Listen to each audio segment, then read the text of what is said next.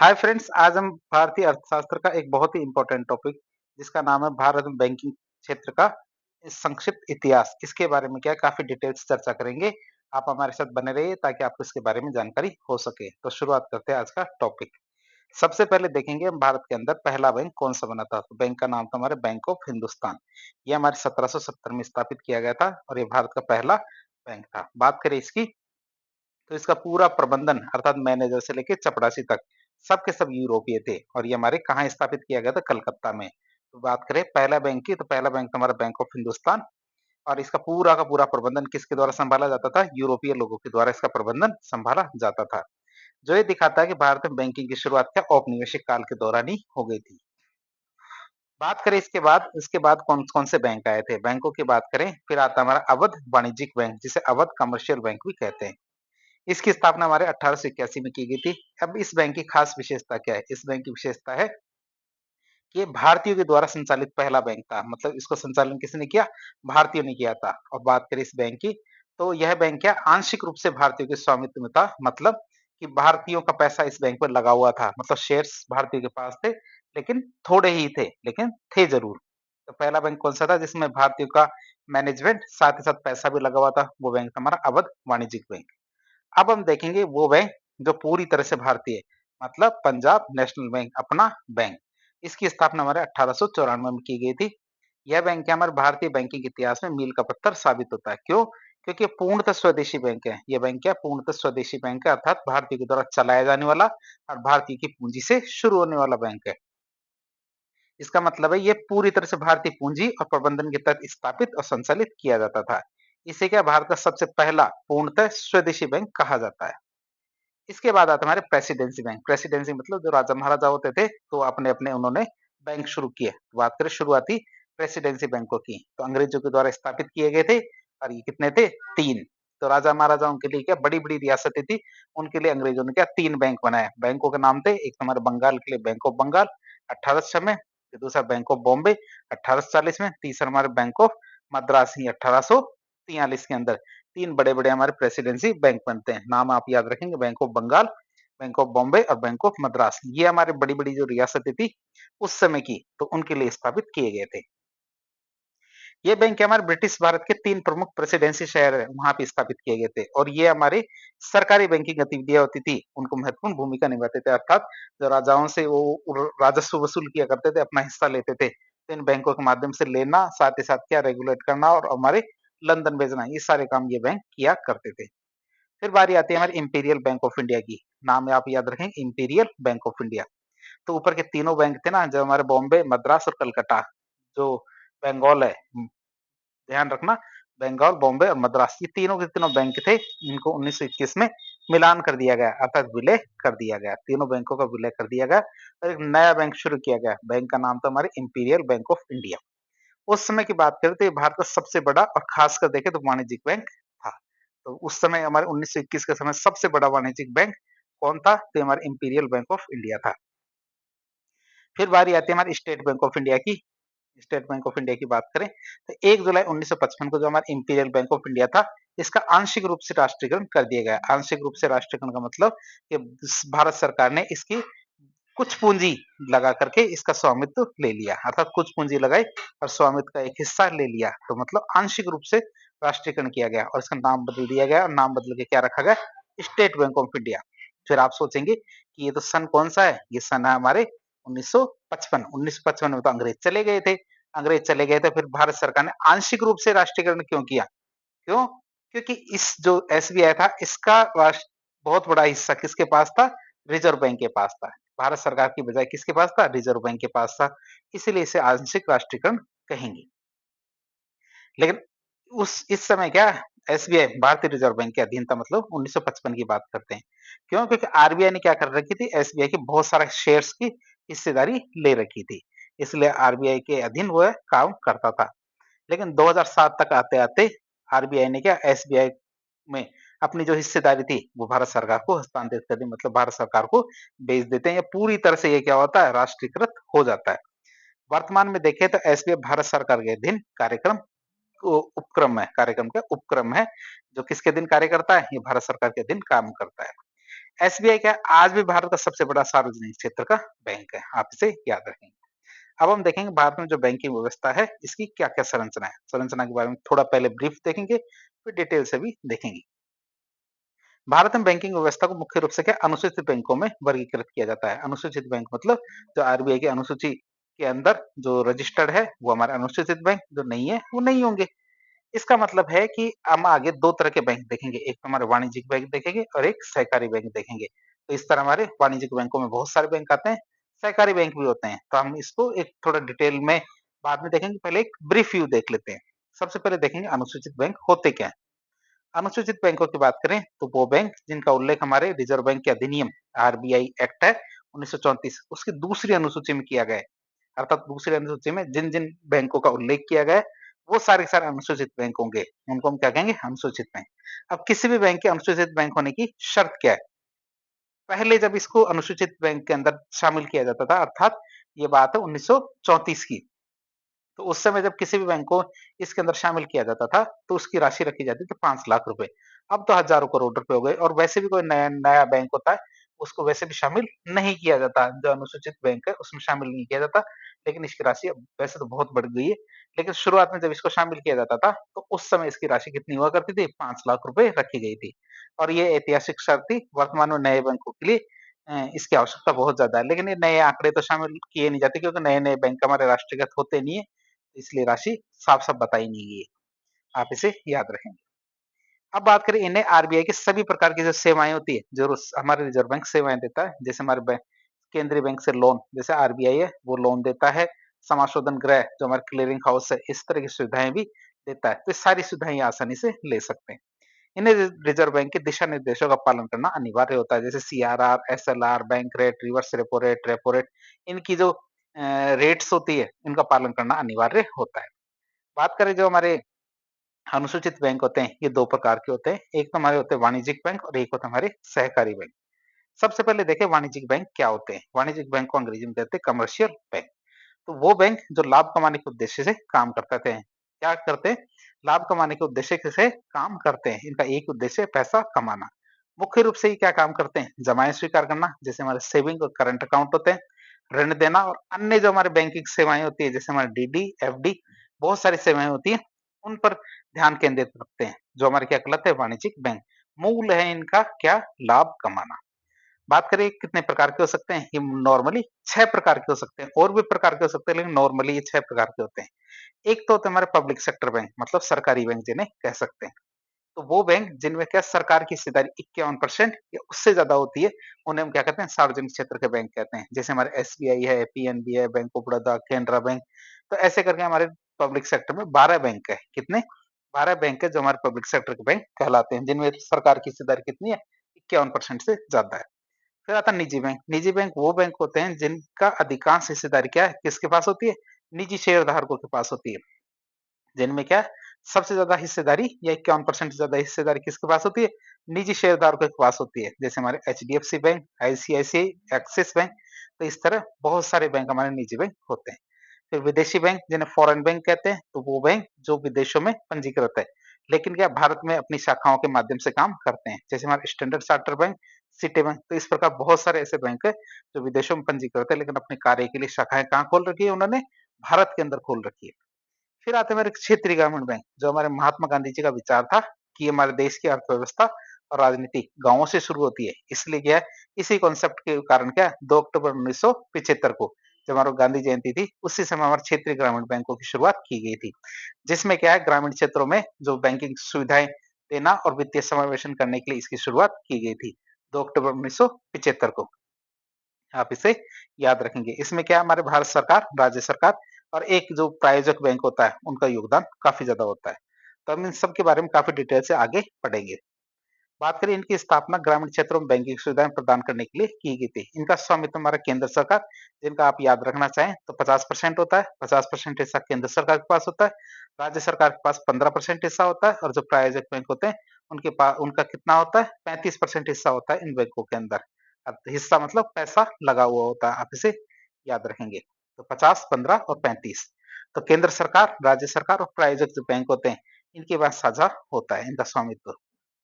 फिर आता है हमारा पेमेंट बैंक। पेमेंट बैंक का मतलब कोई भी ऐसी संस्था, कोई भी ऐसा संगठन जिसके पास थोड़ा पैसा हो जाता है। थोड़ा का मतलब कितना? इसका मतलब ये है लगभग वो 100 करोड़ रुपए है और उसको बैंकिंग का थोड़ा बहुत अनुभव है, बैंकिंग के कार्यों का अनुभव है, तो वह रिजर्व बैंक के पास जाके अनुमति ले सकता है कि भैया मुझे एक पेमेंट बैंक बनाना है, मतलब भुगतान बैंक बनाना है। तो छोटे स्तर पे क्या बैंकिंग कार्य करते हैं, जैसे हमारे ठेले वाले होते हैं, जैसे हमारे छोटी-छोटी दुकानों के लिए छोटे-छोटे खाते, ₹100, ₹200, ₹500 इस तरह के खातों के लिए शुरुआत किए जाते हैं। तो ये क्या होता है हमारा पेमेंट बैंक।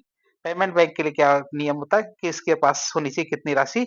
100 करोड़ रुपए। मतलब ये राशि का मतलब ये है कि बैंक के अंदर कितना भी पैसा लगा हो, उसमें कम से कम 100 करोड़ रुपए जो प्रायोजक होता है, जिसने बैंक शुरू किया है, उसका लगा होना चाहिए। बात करें ये काम क्या करते हैं, जो पेमेंट बैंक है, ये काम क्या करते हैं? ये जमाएँ स्वीकार करते हैं, अर्थात पैसे जमा करते हैं। लेकिन ये 2 लाख से ज़्यादा एक व्यक्ति से जमा नहीं कर सकते। साथ ही साथ क्या है, ये लोन भी नहीं दे सकते। ना तो लोन दे सकते हैं, ना ही साथ में क्या 2 लाख से ज़्यादा की राशि को स्वीकार नहीं कर सकते। क्यों? क्योंकि छोटे होते हैं, पेमेंट बैंक होते हैं। जैसे हमारा पेटीएम पेमेंट बैंक है, एयरटेल पेमेंट बैंक है, तो ये छोटे-छोटे बैंक है, तो एक व्यक्ति से 2 लाख से ज़्यादा की राशि स्वीकार नहीं कर सकते। अब यदि मान लीजिए जो पेमेंट बैंक है, जैसे पेटीएम वाला है, एयरटेल है, अब इनके पास पैसा बढ़ रहा है, तो जब ये प्रायोजक मतलब जिसका बैंक है, जिसकी कंपनी है, उसके पास 200 करोड़ रुपए आ जाए, कितना? 200 करोड़ रुपए आ जाए, तो वह रिज़र्व बैंक से रिक्वेस्ट कर सकता है कि पहले तो पेमेंट बैंक था, लेकिन अब मुझे क्या है, एक स्मॉल फाइनेंस बैंक में कन्वर्ट करना है इसको। क्या करना है? स्मॉल फाइनेंस बैंक में कन्वर्ट करना है। अब आप सोचेंगे ऐसा क्यों करना चाहते हैं वो? कि पेमेंट बैंक तो है ही, लेकिन स्मॉल फाइनेंस बैंक में कन्वर्ट क्यों करना चाहते हैं? क्योंकि वो भी चाहते हैं कि जो बैंकिंग की अतिरिक्त गतिविधियाँ होती है, जैसे लोन देना, क्रेडिट कार्ड जारी करना, बहुत सारी ऐसी गतिविधियाँ होती है, जो पेमेंट बैंक या भुगतान बैंक को उपलब्ध नहीं होती। वो सारी गतिविधियाँ वो करना चाहते हैं, इसलिए वो क्या है, अपनी राशि को बढ़ा देते हैं, 100 करोड़ की जगह कितना 200 करोड़ कर देते हैं और रिज़र्व बैंक से परमिशन के लिए कह देते हैं कि भैया हमें परमिशन दीजिए, हम बैंक को बड़ा करना चाहते हैं। तो बड़ा होने पर बन जाता है हमारा स्मॉल फाइनेंस बैंक या लघु वित्त बैंक। तो ये भी क्या छोटे पैमाने पे बैंकिंग का कार्य करते हैं और उनका उद्देश्य क्या होता है? वित्तीय समावेशन को बढ़ावा देना। खासकर ये किनके साथ बैंकिंग करते हैं? ये छोटे व्यवसायों, लघु और सीमांत किसानों और असंगठित क्षेत्र की जो इकाइयाँ होती हैं, उनको लोन देते हैं। जैसे होता है हमारा AU small finance bank, Iquitos small finance bank, तो इस तरह बहुत सारे बैंक होते हैं। फिर होते हैं हमारे कौन से? सहकारी बैंक, जिन्हें कोऑपरेटिव बैंक भी कहा जाता है। तो इनकी बात करें, तो ये बैंक क्या होता है? सहकारिता का जो सिद्धांत होता है, एक सबके लिए, सब एक के लिए, तो उस सिद्धांत पे काम करने वाले बैंक होते हैं। इनका मुख्य उद्देश्य क्या? लाभ कमाना नहीं होता। क्या इसका उद्देश्य? मुख्य उद्देश्य लाभ कमाना नहीं होता, बल्कि अपने जो सदस्य होते हैं, उनकी आपसी वित्तीय सहायता करना है। क्या करना है? आपसी जो वित्तीय सहायता होती है, वो करना। अब आप सोचेंगे लाभ कमाना नहीं है, इसका मतलब क्या है? इसका मतलब हम आगे देखेंगे। बात करेंगे, कई बार पूछ लिया जाता है जो सहकारिता का सिद्धांत होता है वो होता क्या है? अर्थात सहकारिता बैंक सह सहकारी बैंक होते हैं, वो किस सिद्धांत पे काम करते हैं? पहला सिद्धांत आता है एक सबके लिए, सब एक के लिए। मतलब ये आपसी सहयोग और सामूहिक जिम्मेदारी को दिखाता है। क्या? ये आपसी सहयोग और सामूहिक जिम्मेदारी होती है, उसको दिखाता है। फिर खुली सदस्यता होती है, मतलब कोई भी व्यक्ति जो उसके परिचालन क्षेत्र में रहता है, इसका सदस्य बन सकता है। फिर लोकतांत्रिक नियंत्रण की, तो प्रत्येक सदस्य का एक वोट होता है, चाहे उसके पास कितना भी शेयर हो। जैसे दूसरे बैंक या दूसरी संस्थाएं होती है, जिसमें यदि 5% किसी भी व्यक्ति के पास उसके वोट शेयर है, तो जब भी वोटिंग की जाएगी तो वोटिंग में उसके 5% मत गिने जाएंगे। लेकिन ऐसा सहकारिता के लिए नहीं है, एक व्यक्ति का केवल एक ही वोट गिना जाएगा, चाहे उसका उस बैंक के अंदर चाहे 10% ही शेयर क्यों ना हो। मतलब 10% पैसा यदि लगा हुआ है, फिर भी उसका वोट तो एक ही गिना जाएगा। लेकिन अन्य संस्थानों में ऐसा नहीं होता, जिसके पास जितने प्रतिशत शेयर होते हैं, उसका वोट का प्रतिशत भी उतना ही होता है। लेकिन सहकारिता में ऐसा सिद्धांत नहीं होता। सहकारिता में यह होता है एक के पास एक ही, एक सदस्य मतलब एक ही वोट। फिर पेशेवर प्रबंधन की बात करें, तो आधुनिक बैंकिंग आवश्यकताओं को पूरा करने के लिए प्रबंधन में क्या पेशेवर दक्षता का होना बहुत ज्यादा जरूरी है। क्या करना? पेशेवर दक्षता का होना बहुत ज्यादा जरूरी है। अब हम देखेंगे सहकारी बैंकों के प्रकार। सहकारी बैंकों की बात करें तो सबसे पहले आता है शहरी सहकारी बैंक, जो शहरों के अंदर कार्य करते हैं। तो ये मुख्य रूप से शहरी और जो अर्ध शहरी क्षेत्र होते हैं, उनमें काम करते हैं। फिर होते हैं राज्य सहकारी बैंक, जिन्हें स्टेट कोऑपरेटिव बैंक कहते हैं। तो ये राज्य स्तर पर शीर्ष संस्थाएं होती है। क्या होती है? राज्य स्तर पर सबसे बड़ी बड़ी संस्थाएं होती है और ग्रामीण क्षेत्रों में अल्पकालिक जो ऋण संरचना होती है, इसके तहत काम करती है। बात करें हमारे राज्य सहकारी बैंक की, तो ये हमारे जिला केंद्रीय सहकारी बैंकों के माध्यम से कार्य करते हैं। किसके माध्यम से कार्य करते हैं? जिला केंद्रीय सहकारी बैंकों के माध्यम से काम करते कौन? राज्य सहकारी बैंक। अब आते हैं हमारे कौन वाणिज्यिक बैंक। कौन से वाणिज्यिक बैंकों की बात करें, थोड़े डिटेल से देखने की कोशिश करेंगे हम इनको। तो वाणिज्यिक बैंक वो वित्तीय संस्थान होते हैं जो लाभ कमाने के उद्देश्य से काम करते हैं, ये हमने पहले ही देख लिया था। ये जनता से जमाएं स्वीकार करते हैं और व्यवसाय, उद्योग और व्यक्तियों को, किसी को भी क्या लोन प्रदान कर सकते हैं, व्यवसाय को भी कर सकते हैं, उद्योग और व्यक्ति तीनों को लोन प्रदान करते हैं। भारत की बात करें तो भारत में इनकी स्वामित्व संरचना और कार्य प्रणाली के आधार पर इनको 6 भागों में बांटा जाता है, जैसे हम इनको डिटेल से देखेंगे। पहला था हमारा सार्वजनिक क्षेत्र बैंक, दूसरा था हमारा निजी बैंक, तीसरा था हमारा विदेशी बैंक, चौथा हमारा क्षेत्रीय ग्रामीण बैंक, भुगतान बैंक और लघु वित्त बैंक। पहले हमने इनको ब्रीफ में देखा था, अब इनको डिटेल में देखेंगे। पहला आता सार्वजनिक क्षेत्र के बैंक की बात करें तो वे बैंक जिनमें सरकार की हिस्सेदारी 51% या उससे ज्यादा होती है, वो हमारे सार्वजनिक क्षेत्र के बैंक कहलाते हैं। ये बैंक क्या होते हैं, देश की बैंकिंग प्रणाली की रीढ़ होते हैं और सरकार की नीतियों को लागू करने में बहुत ही महत्वपूर्ण भूमिका निभाते हैं। आज की स्थिति की बात करें तो वर्तमान में भारत में सार्वजनिक क्षेत्र के बैंकों की संख्या कितनी है, 12 है, जिसमें हमारा भारतीय स्टेट बैंक और 11 राष्ट्रीयकृत जो बैंक है उनको भी शामिल किया गया है। तो टोटल 12 बैंक है, जिसमें एक तो हमारा भारतीय स्टेट बैंक है और 11 दूसरे नेशनलाइज बैंक या राष्ट्रीयकृत बैंक है। अब आप सोचेंगे राष्ट्रीयकृत बैंक या फिर नेशनलाइज बैंक होते क्या है और ये 11 है, कैसे है ये? तो राष्ट्रीयकृत बैंक वो होते हैं जो पहले तो निजी क्षेत्र में काम करते थे, अर्थात इनमें सबसे ज्यादा पैसा निजी क्षेत्र का लगा हुआ था पहले, लेकिन भारत सरकार के द्वारा उसका अधिग्रहण कर लिया गया, अर्थात भारत सरकार ने उनका स्वामित्व खरीद लिया। बात करें सरकार ऐसा क्यों करती है, फिर भाई निजी क्षेत्र में कोई बैंक काम कर रहा है, जैसे हमारे एचडीएफसी है, आईसीआईसी, एक्सिस, तो इस प्रकार निजी क्षेत्र के बहुत सारे बैंक है। सरकार उनमें अपनी वो उनकी हिस्सेदारी क्यों खरीदती है, तो इसका उद्देश्य क्या है? इनका मुख्य उद्देश्य था कि भारत में बैंकिंग क्षेत्र का विस्तार करना। पहले के समय क्या होते थे, जो प्राइवेट बैंक होते थे ये आम लोगों को लोन नहीं दिया करते थे, और लोन देते भी थे तो ऊंची ऊंची दरों पर दिया करते थे। इसी वजह से उनको रेगुलेट करने के लिए, साथ ही साथ भारत में बैंकिंग का विस्तार करने के लिए, गरीब लोगों तक बैंकिंग सुविधाएं पहुंचाने के लिए, खासकर देखें तो ग्रामीण क्षेत्रों में बैंकिंग सुविधाएं उपलब्ध कराने के लिए, और समाज के जो प्राथमिकता वाले क्षेत्र हैं जैसे कृषि है, लघु उद्योग, इनको लोन देने के लिए क्या है, हमारे राष्ट्रीयकरण किया गया था। अब बात करें राष्ट्रीयकरण किस प्रकार किया गया था उसकी बात करें तो हमारे बैंकों का राष्ट्रीयकरण 2 चरणों में किया गया था। दोनों के दोनों चरण हमारे इंदिरा गांधी के समय थे। पहले चरण की बात करें तो 1969 में किया गया था। ये थे हमारे 19 जुलाई 1969 को 14 जो बड़े बैंक थे, जो निजी क्षेत्र के बैंक थे, उनका राष्ट्रीयकरण कर दिया गया था। इनका क्राइटेरिया देखा, जिन बैंकों की पूंजी क्या 50 करोड़ से ज्यादा थी, कितनी उस समय, जिन बैंकों की पूंजी 50, आप सोचेंगे 50 करोड़ तो कोई ज्यादा रकम नहीं है, लेकिन सन भी देखिए 1969 में 50 करोड़ होना बहुत बड़ी रकम होती है। अब तो ऐसा लगता है जैसे 50,000 या 5 लाख करोड़ के बराबर राशि है। तो 50 करोड़ की राशि है पहले चरण में। दूसरे चरण की बात कर रहे तो 1980 का था टाइम, समय की बात करें तो 15 अप्रैल 1980 को 6 दूसरे जो बैंक थे उनका राष्ट्रीयकरण किया गया, जिनकी पूंजी क्या 200 करोड़ कर दी गई। अब आप देख सकते हैं सिर्फ 11 साल में राशि को बढ़ा के 4 गुना कर दिया गया। तो राशि कितनी रखेगी, 200 करोड़ रुपए रखेगी। तो इस तरह हम देखा, पहले चरण में तुम्हारे 14 बैंक थे, दूसरे चरण में हमारे 6 बैंक थे। इन दोनों बैंकों, मतलब टोटल 20 बैंकों को राष्ट्रीयकरण कर लिया गया, अर्थात सरकार ने इनका अधिग्रहण ले लिया। अब हम बात करेंगे विलय की। अब हम क्या बात करेंगे, विलय की और प्रमुख सार्वजनिक बैंकों की। अब आप सोचेंगे कि पहले राष्ट्रीयकरण किया, अब विलय की जरूरत क्या है। अब क्या धीरे धीरे धीरे धीरे जैसे जैसे बैंकों का विकास होता जा रहा था, तो बैंक क्या है कुछ दूसरी गतिविधियां करने लगा।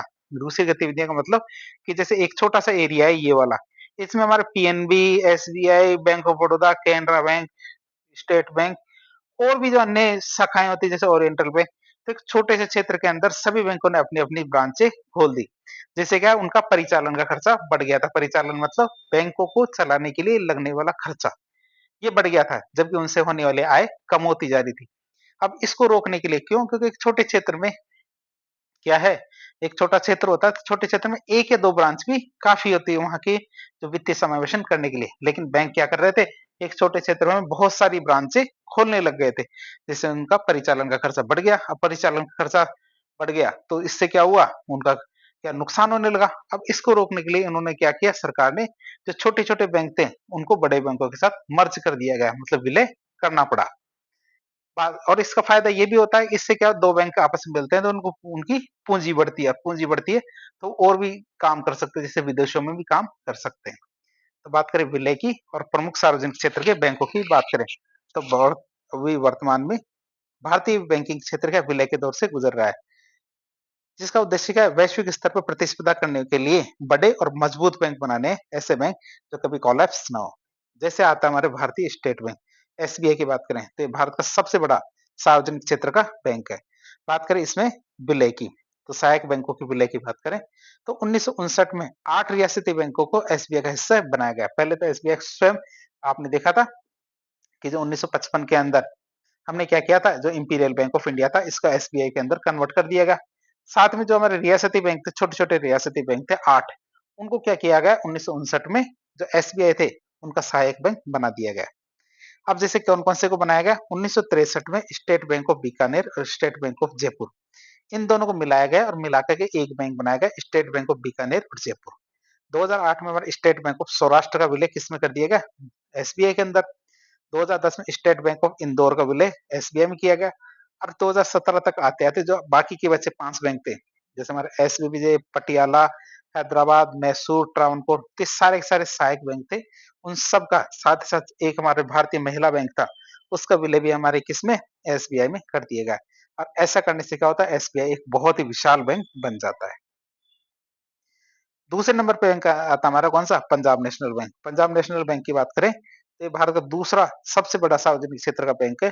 अब बात करें इसकी, तो इसमें हमारा ओबीसी मतलब ओरिएंटल बैंक ऑफ कॉमर्स और यूबीसी यूनाइटेड बैंक, यूबीआई मतलब यूनाइटेड बैंक ऑफ इंडिया, इन 2 बैंकों का विलय कर दिया गया किसमें? पंजाब नेशनल बैंक में। तो इससे क्या है, ये दूसरे नंबर का भारत का सबसे बड़ा बैंक बन जाता है। फिर अपना प्यारा बैंक ऑफ बड़ौदा, बात करें इसकी, तो यह भारत का तीसरा सबसे बड़ा सार्वजनिक क्षेत्र का बैंक है। कौन से नंबर का? तीसरे नंबर का सार्वजनिक क्षेत्र का बैंक है। बात करें विलय की, तो इसमें हमारे विजय बैंक और देना बैंक, इन दोनों बैंकों का विलय कर दिया गया। किसका? विजय बैंक और देना बैंक का विलय हमारे बैंक ऑफ बड़ौदा में कर दिया गया। फिर आता है हमारा कैनरा बैंक। कैनरा बैंक की बात करें तो भारत का चौथा सबसे बड़ा सार्वजनिक क्षेत्र का बैंक है। कौन सा? कैनरा बैंक। विलय की बात करें तो इसमें हमारे सिंडिकेट बैंक का विलय किया गया था। किसका?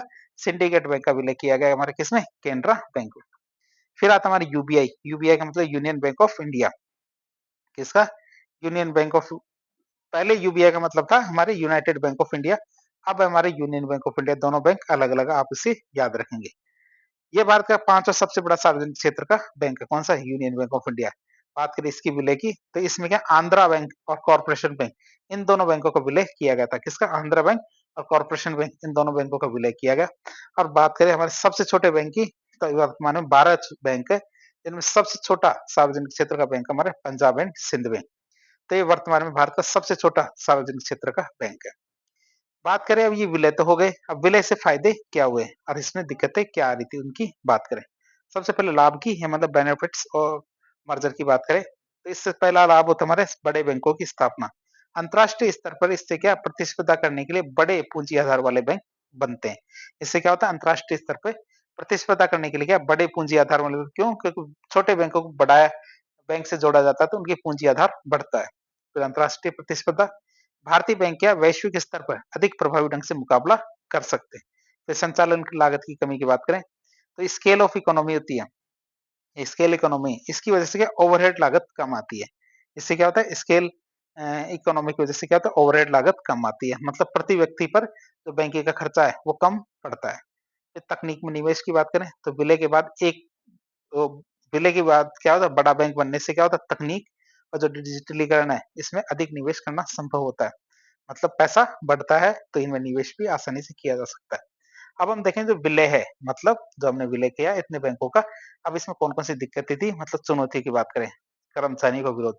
कर्मचारी तो हर जगह विरोध करते हैं, कुछ भी अच्छा करो तो विरोध, बुरा हो करो तो विरोध, मतलब कर्मचारी तो विरोध में रहते हैं। अब उनके विरोध का कारण क्या है?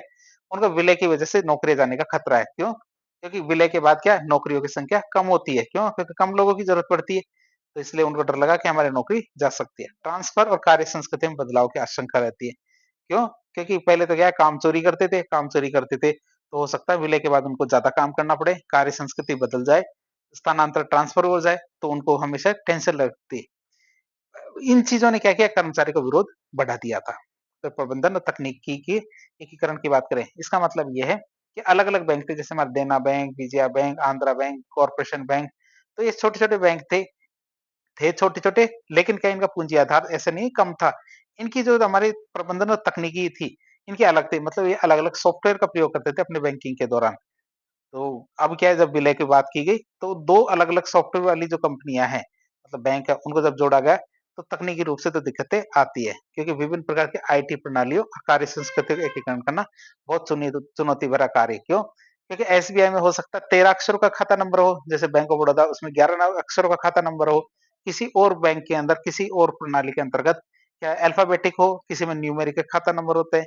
तो इस प्रकार के सबके अलग-अलग जो प्रबंधन तकनीकें होती है कि खाता नंबर, खाता को रखने का तरीका और बहुत सारे अलग-अलग तरीके होते हैं। जब उनका मर्जर किया जाता है तो उसमें दिक्कतें तो आती है। ये तो हमने जो सार्वजनिक क्षेत्र के बैंक है, सरकारी बैंक है, उनके बारे में देखा। अब देखेंगे हम निजी बैंक। निजी बैंकों की बात करें तो ये वो बैंक होते हैं जिनमें हमारे अधिकांश हिस्सेदारी क्या निजी शेयरधारकों के पास होती है। किसके पास? जो हमारे निजी शेयरधारक होते हैं उनके पास हिस्सेदारी होती है। ये क्या करती है? लाभ केंद्रित होते हैं, पैसा कमाने के लिए बनाए जाते हैं और नवाचार और ग्राहक सेवा पे बहुत ज्यादा ध्यान देते हैं। नई-नई चीजें हमारे निजी बैंक के द्वारा इंट्रोड्यूस की जाती है। साथ ही साथ क्या है ग्राहक सेवाओं पे भी बहुत ज्यादा ध्यान देते हैं।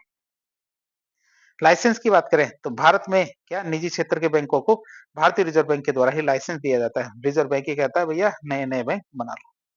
रिजर्व रिजर्व बैंक ने क्या अब तक 3 बार बैंक निजी बैंकों को लाइसेंस दिया है। एक तो 1993 में, 2001 में और 2015 में।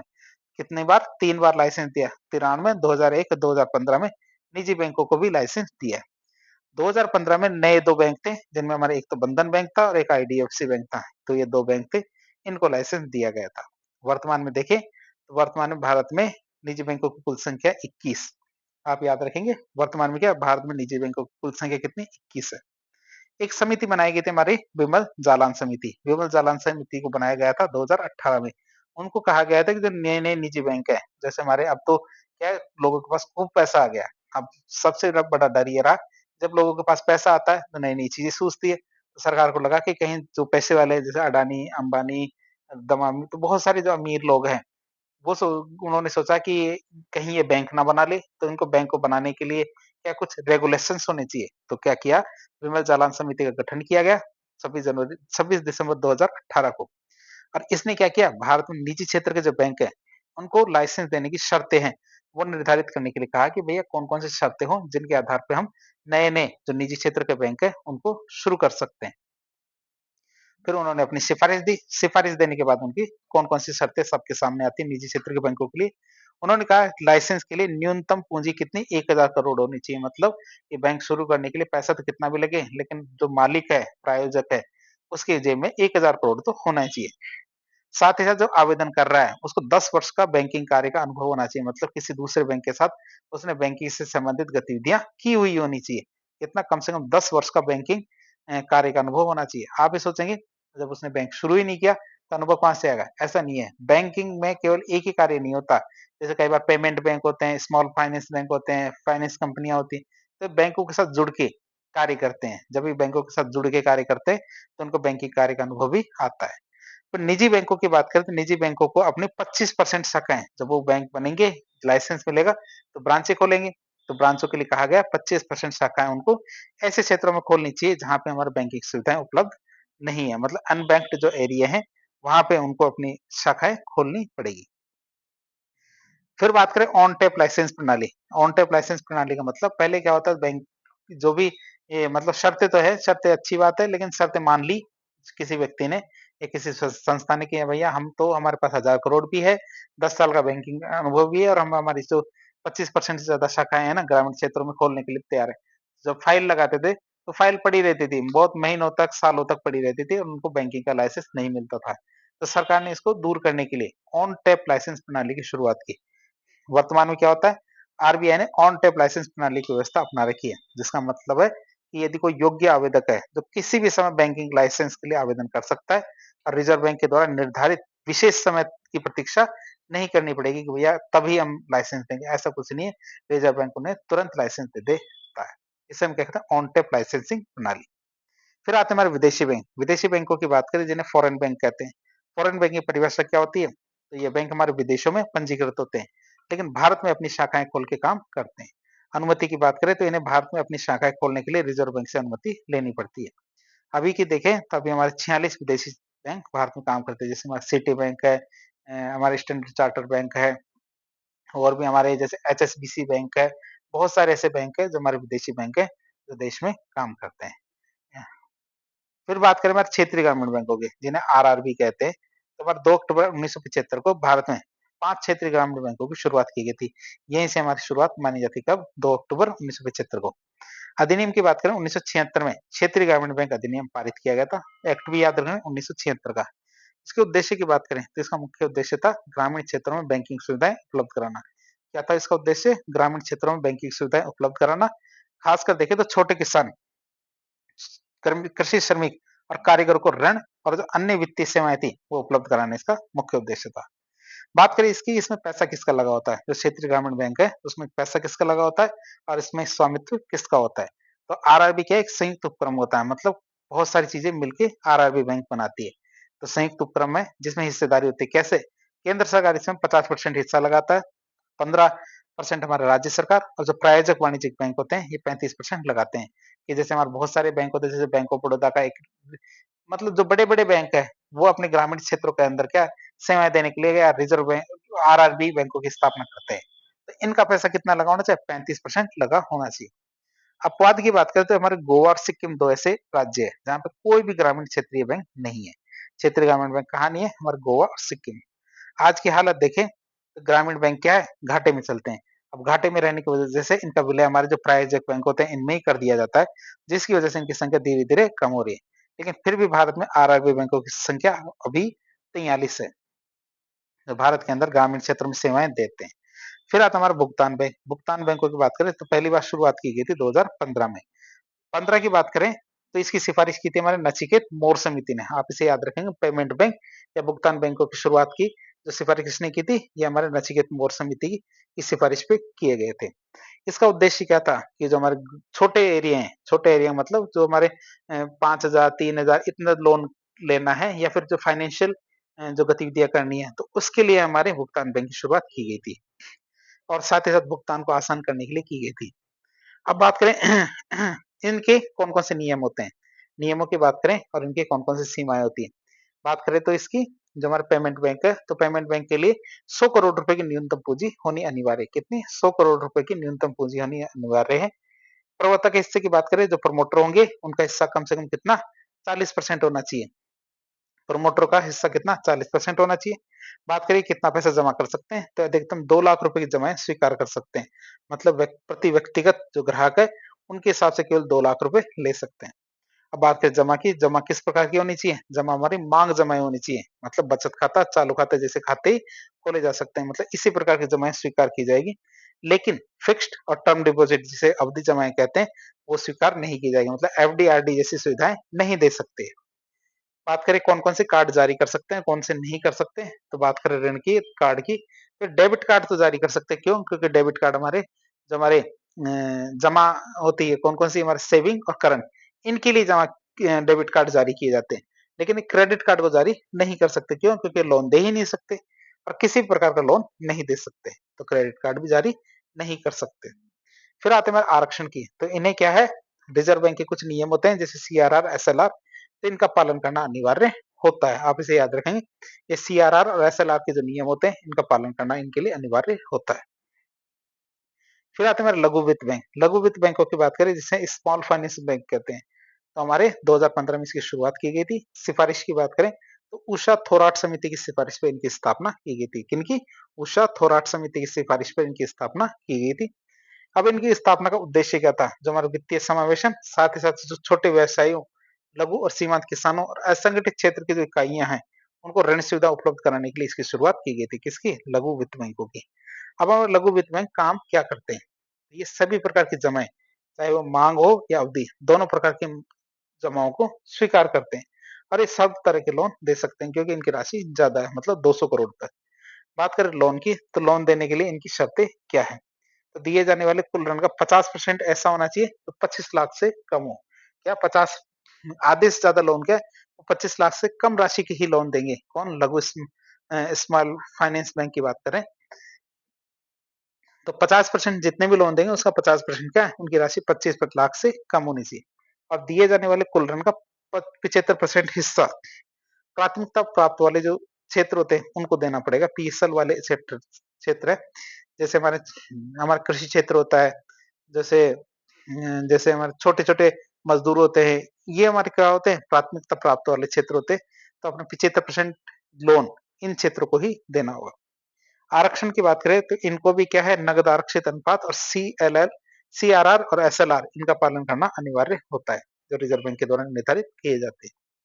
जैसे हमारे small finance bank, Iquitos small finance bank, इस तरह बहुत सारे ऐसे बैंक है जिनके पास ये लाइसेंस है, और उषा थोराट समिति की सिफारिश पे इनकी स्थापना की गई थी। फिर आते हैं हमारे सहकारी बैंक। तो सहकारी बैंक कौन होते हैं? तो लाभ कमाने वाले वाणिज्यिक बैंकों से अलग होते हैं, क्योंकि इनका मुख्य उद्देश्य लाभ कमाना नहीं होता है। ये वो बैंक होते हैं जो सहकारिता के सिद्धांत पे काम करते हैं। तो ये बैंक क्या अपने सदस्यों के बीच आपसी सहयोग और वित्तीय सहायता को बढ़ावा देने के उद्देश्य से स्थापित किए जाते हैं। किस लिए करते हैं? ताकि आपसी सहयोग हो और वित्तीय सहायता बढ़े। फिर हम बात करें सहकारिता के सिद्धांत में कौन कौन से तत्व शामिल किए जाते हैं। तो ये सिद्धांतों की बात करें तो इसकी एक टेबल है, टेबल नीचे चलेगी। बात करें, पहला तत्व आता है एक सबके लिए सब एक के लिए। क्या? एक सबके लिए सब एक के लिए की बात करें तो ये सिद्धांत क्या आपसी विश्वास और सामूहिक जिम्मेदारी को दिखाता है, कि एक सबके लिए सब एक के लिए। इसका अर्थ है कि सभी सदस्य एक दूसरे के वित्तीय हितों की रक्षा के लिए मिलकर काम करेंगे। तो इसका अर्थ क्या है, हमारे सारे के सारे सदस्य एक दूसरे के वित्तीय हितों के लिए की रक्षा के लिए क्या साथ मिलकर काम करेंगे। तो दूसरी खुली सदस्यता, तो इसका मतलब यह है कि एक निश्चित भौगोलिक या व्यावसायिक क्षेत्र में रहने वाला कोई भी व्यक्ति इन बैंकों के सदस्य बन सकता है, तो उस क्षेत्र में रहना अनिवार्य है। इससे क्या है, इसमें क्या है, किसी भी प्रकार का भेदभाव नहीं होगा। तो लोकतांत्रिक नियंत्रण की, तो सहकारी बैंकों में प्रबंधन लोकतांत्रिक होता है, मतलब एक सदस्य का केवल एक ही वोट होगा। तो इस सिद्धांत पे काम करता है, चाहे सदस्य के पास कितने ही शेयर क्यों न हो, उसको वोटिंग का सिद्धांत एक ही मिलेगा। तो पेशेवर प्रबंधन की बात करें तो बैंक के कुशल और प्रभावी संचालन के लिए जरूरी है कि उसमें पेशेवर और प्रबंधित जो प्रबंधक है, मैनेजर है, उनकी नियुक्ति हो, जो आधुनिक बैंकिंग के नियमों का पालन करें। बात करें सहकारी बैंकों की, तो सहकारी बैंक कितने प्रकार के होते हैं? सहकारी बैंकों की बात करें तो दो प्रकार के सहकारी बैंक होते हैं, जो उनके संचालन के तरीके पे निर्भर करते हैं। जैसे एक होता है हमारा शहरी सहकारी बैंक, जिन्हें कहते हैं अर्बन कोऑपरेटिव बैंक की बात करें। इनकी स्थापना की बात करें तो इनकी स्थापना राज्य सरकार का जो अधिनियम है उनके माध्यम से की जाती है। जैसा कि नाम से पता चलता है कि ये मुख्य रूप से शहरी और अर्ध शहरी क्षेत्रों में काम करते हैं, क्योंकि नाम में लिखा हुआ शहरी, तो शहरी और अर्ध शहरी इन क्षेत्रों में ही अपना काम करते हैं। नियमन की बात करें तो इनका नियमन हमारे क्षेत्रीय ग्रामीण बैंक के द्वारा किया जाता है। कई जगह ये लिखा हुआ है क्षेत्रीय ग्रामीण बैंक, लेकिन दूसरी जगह कई जगह पता है क्या लिखा हुआ है, कि जो हमारे अर्बन कोऑपरेटिव बैंक होते हैं इन पे दोहरा नियंत्रण होता है। मतलब बैंकिंग कार्यों के लिए तो रिजर्व बैंक के द्वारा नियंत्रण किया जाता है, और प्रबंधन सहकारी कार्यों के लिए राज्य सहकारी समिति का जो रजिस्ट्रार होता है आरसीएस, इसके द्वारा नियंत्रण किया जाता है। तो दोनों ही चीजें सही है, आप इसे देख सकते हैं अर्बन कोऑपरेटिव बैंक। दूसरा होता है राज्य सहकारी बैंक। राज्य सहकारी बैंक की बात करें, स्टेट कोऑपरेटिव बैंक की, तो इनकी स्थापना की बात करें तो इसकी स्थापना राज्य सरकार के अधिनियम या फिर कानून के माध्यम से की जाती है। ये किसी राज्य की शीर्ष जो सहकारी बैंकिंग संस्था है वो होती है, राज्य की सबसे बड़ी शीर्ष सहकारी बैंकिंग संस्था होती है। नियमन की बात करें तो राज्य सहकारी बैंकों का नियमन हमारे राज्य सरकार और रिजर्व बैंक, मतलब भारतीय रिजर्व बैंक, दोनों के द्वारा ही किया जाता है। रिजर्व बैंक तो नियमन करती है, जबकि राज्य सरकार के सहकारी पहलू को देखती है। बात करिए पैसा देते हैं, अब पैसा देने के बाद इनका पैसा किस तरह से हमारा काम करता है, मतलब पुनर्वित्त संस्था की बात करें, इनको वापस पैसा कैसे मिलता है। तो इन बैंकों को कृषि और ग्रामीण क्षेत्र के विकास के लिए वित्त प्रदान करने के लिए नाबार्ड, जिसका पूरा नाम है national bank for agriculture and rural development, इससे पुनर्वित्त मतलब रिफाइनेंस प्राप्त होता है। तो ये रिफाइनेंस एजेंसी है। अब हम देखें राज्य सहकारी बैंकों की ऋण की संरचना। क्या राज्य सरकारी बैंक होते सहकारी बैंक होते हैं, इनकी ऋण की संरचना की बात करें तो राज्य सहकारी बैंक ग्रामीण अर्थव्यवस्था को लोन देने के लिए एक संरचित प्रणाली के माध्यम से काम करते हैं, जिन्हें दो भागों में बांटता है। मतलब दो तरह से लोन दिए जाते हैं, एक तो होते हैं हमारे अल्पकालिक ऋण देने वाले बैंक, एक होते हैं हमारे दीर्घकालिक ऋण देने वाले बैंक। अल्पकालिक की बात करें तो मुख्य रूप से फसल ऋण और कृषि और ग्रामीण जरूरतों के लिए 12 से 18 महीने, आप इस अवधि को याद रखेंगे, लोन देते हैं 12 से 18 महीने की अवधि के लिए। और इनकी संरचना भी त्रिस्तरीय होती है, मतलब टॉप लेवल के, बीच के, सबसे नीचे। तो हम ये देख रहे हैं सहकारी बैंक कितने प्रकार के होते हैं, तो लोन देने के प्रकार के आधार है। तो एक तो होते हैं हमारे 12 से 18 महीने के लिए, उनको अल्पकालिक ऋण देने वाले बैंक कहते हैं। सबसे टॉप लेवल पे होगा हमारा अपेक्स बैंक, तो ये हमारे राज्य सहकारी बैंक ही होता है, जो राज्य स्तर पर शीर्ष होता है। ये हमारा नाबार्ड और रिजर्व बैंक से धन प्राप्त करने के लिए नीचे के स्रोत को वितरित करता है। मतलब लोन की एप्लीकेशन आती है, सबसे बड़ी एप्लीकेशन कहाँ है, ये अपेक्स बैंक के पास, जो राज्य स्तर पे टॉप पे होता है। यदि आप टोंक फाटक जाएंगे, टोंक फाटक जयपुर के अंदर एक जगह है, वहाँ पे क्या नेहरू पार्क के सामने हमारे अपेक्स बैंक है, सहकारी। फिर आता है हमारा जिला केंद्रीय सहकारी बैंक, उसकी बात करें तो ये बैंक क्या है, जिला स्तर पर होते हैं और ये राज्य बैंक और ग्राम स्तर की समितियां होती हैं, उनके बीच मध्यस्थ के रूप में काम करते हैं। तो प्राथमिक कृषि साख समिति की बात करें तो ये क्या है, ग्राम स्तर पे होते हैं और सीधे किसानों और ग्रामीण सदस्यों से जुड़ के उन्हें ऋण वितरित करते हैं। और इस संरचना का सबसे निचला और सबसे महत्वपूर्ण बिंदु होता है हमारे प्राथमिक कृषि साख समितियां। तो तीनों स्तर हमने देख लिए, सबसे ऊपर स्तर राज्य स्तर पर अपेक्स बैंक, जिला स्तर पर जिला केंद्रीय सहकारी बैंक और तीसरा हमारा प्राथमिक कृषि साख समितियां। दूसरे होते हैं दीर्घकालिक ऋण प्रदान करने वाले बैंक। क्या दीर्घकालिक ऋण प्रदान करने वाले बैंकों की बात करें तो मुख्य रूप से जमीन खरीदने, मशीनरी खरीदने, जैसे हमारे ट्रैक्टर होते हैं, बड़ी बड़ी जमीनें, खेत, या फिर सिंचाई सुविधाएं विकसित करने जैसे बड़े निवेशों के लिए 5 से 10 साल की अवधि के लिए ऋण प्रदान करते हैं। और इनकी संरचना कैसी होती है, दो स्तर के, टू टीयर होती है, जिनमें हमारे राज्य भूमि विकास बैंक, जो हमारे स्टेट लैंड डेवलपमेंट बैंक होते हैं, तो राज्य स्तर पे काम करते हैं और दीर्घकालिक ऋणों के लिए धन जुटाते हैं, मतलब जो 5 से 10 सालों के लिए लोन दिए जाते हैं, 5 से 20 सालों के लिए, 10 क्यों 20। प्रथम प्राथमिक भूमि विकास बैंक, तो इसकी बात करें, प्राइमरी लैंड डेवलपमेंट बैंक की बात करें तो ये जिला स्तर पर होते हैं और सीधे ग्रामीण सदस्यों को दीर्घकालिक कृषि ऋण प्रदान करते हैं। तो इस तरह आज हमने एक बैंकिंग क्षेत्र का एक लेक्चर देखा, जिसमें हमने देखा कि बैंकिंग क्षेत्र का विकास किस तरह से हुआ है, उनका प्रकार है, उनकी जो विशेषताएं देखी, मतलब कौन कौन से बैंक किस प्रकार कार्य करते हैं, उनके नियमन और रेगुलेशंस के बारे में देखा। तो हमारे बैंकिंग क्षेत्र का पार्ट 1 था ये। अगले लेक्चर के अंदर रिजर्व बैंक के बारे में काफी डिटेल से पढ़ेंगे। तो आज के लिए इतना ही। वीडियो यदि पसंद आता है तो वीडियो को लाइक करें, चैनल को सब्सक्राइब करें, अपने दोस्तों के साथ शेयर करें। धन्यवाद।